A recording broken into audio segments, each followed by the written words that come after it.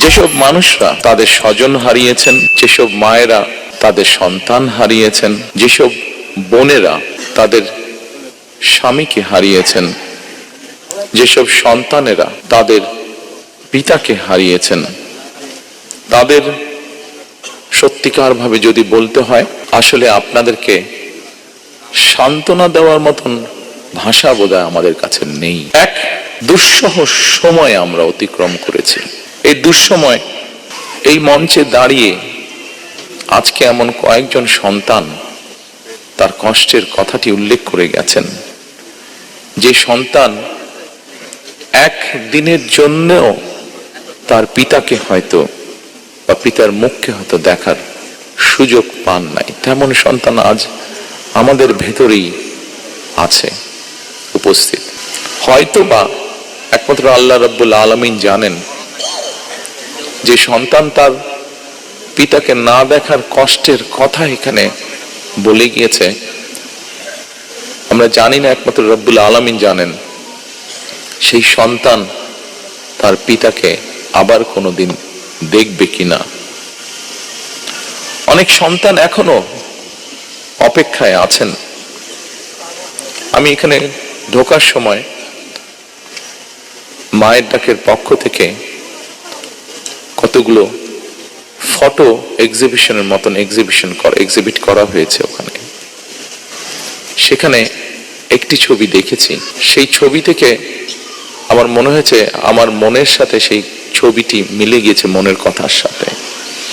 অনেক সন্তান এখনো অপেক্ষায় আছে যে তাদের সেই গুম বা হারিয়ে যাওয়া, যেভাবে বলি গুম হয়ে যাওয়া পিতা হয়তো এখনো হঠাৎ করে তাদের দরজায় এসে কড়াটি নাড়বে।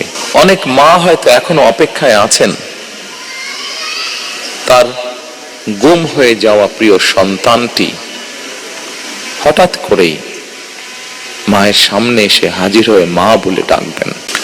গুম, খুন, অপহরণের শিকার এইসব মানুষের শোকাতুর পরিবারগুলোর আশা ভাষা হয়ে কাজ করে যাচ্ছে একটি সংগঠন, মায়ের ডাক।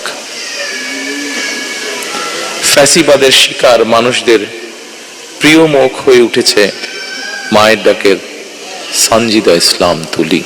দল হিসাবে সাধ্য এবং সামর্থ্যের সবটুকু নিয়ে নির্যাতিত পরিবারগুলোর পাশে দাঁড়িয়েছে আমরা বিএনপি পরিবার। প্রিয় স্বজনহারা পরিবারের সদস্যবৃন্দ, ১.৫ শতকেরও বেশি সময় ধরে ফ্যাসিবাদ বিরোধী আন্দোলনের তীব্রতা কখনো কখনো হয়তো কিছুটা স্তিমিত হয়েছে, কিংবা আন্দোলন কখনো তুঙ্গে উঠেছে, এবং এই আন্দোলন করতে গিয়ে বছরের পর বছর ধরে অসংখ্য গুম, খুন, অপহরণ, মিথ্যা মামলার হয়রানি, নির্যাতনের